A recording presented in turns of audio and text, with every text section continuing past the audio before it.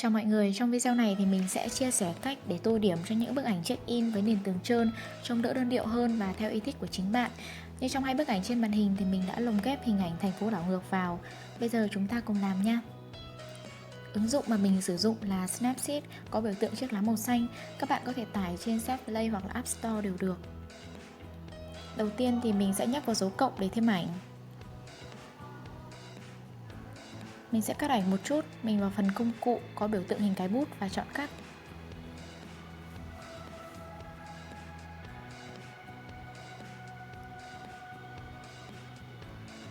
Xong rồi thì mình sẽ nhấp dấu tích để ra ngoài.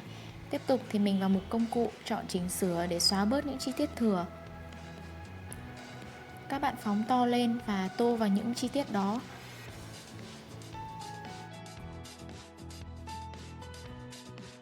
Tiếp tục thì mình sẽ dùng chọn lọc để làm sáng phần vị trí mà mình muốn lồng ghép ảnh. Các bạn nhấp vào vị trí muốn làm sáng và dùng tay để thu phóng phạm vi chỉnh sửa. Các bạn kéo sang phải để làm tăng độ sáng và nhấp vào dấu tích. Sau đó các bạn vào phần công cụ, chọn phơi sáng kép và thêm ảnh mình muốn lồng ghép vào.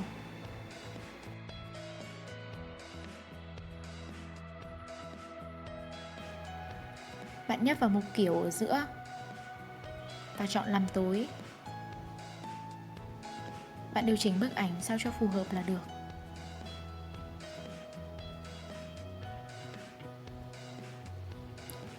Ok. Bây giờ thì bạn sẽ nhấp vào dấu mũi tên quay lại ở bên góc phải, chọn mục xem chỉnh sửa. Ở phơi sáng kép thì bạn chọn mục ở giữa. Bạn điều chỉnh độ phơi sáng lên đến 100 và tô vào vị trí ảnh được lồng ghép. Bạn giảm độ phơi sáng về mức 0 để xóa đi những phần còn thừa. Sau đó nhấp dấu tích và dấu mũi tên quay lại. Bây giờ chúng ta cũng cơ bản hoàn thành xong. Các bạn có thể thêm một vài câu chữ vào. Bạn nhấp vào phần công cụ, chọn mục văn bản. Trong này có khá nhiều phông chữ và màu sắc để bạn lựa chọn.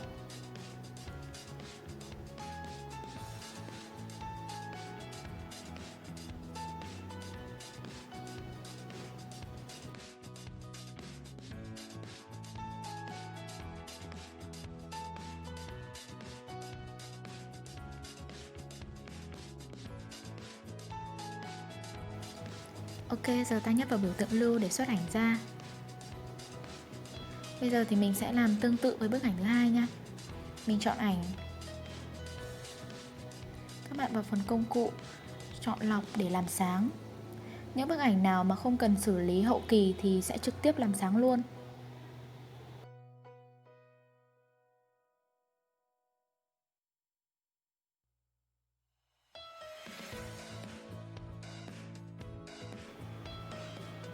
Giờ ta sẽ tiếp tục vào mục phơi sáng kép.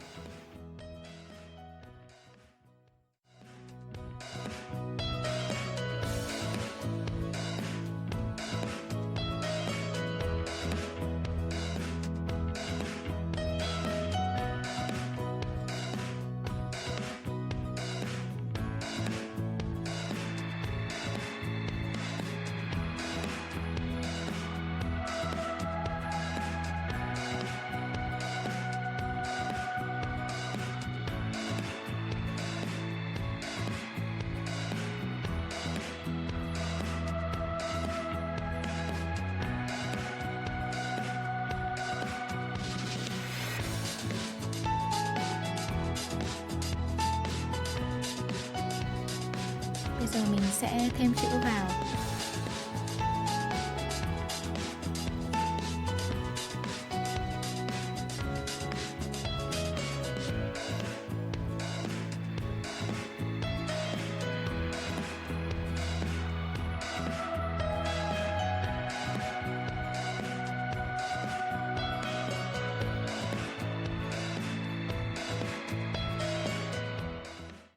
Như các bạn thấy thì làm liên tục thì chỉ trong thời gian khá ngắn là xong.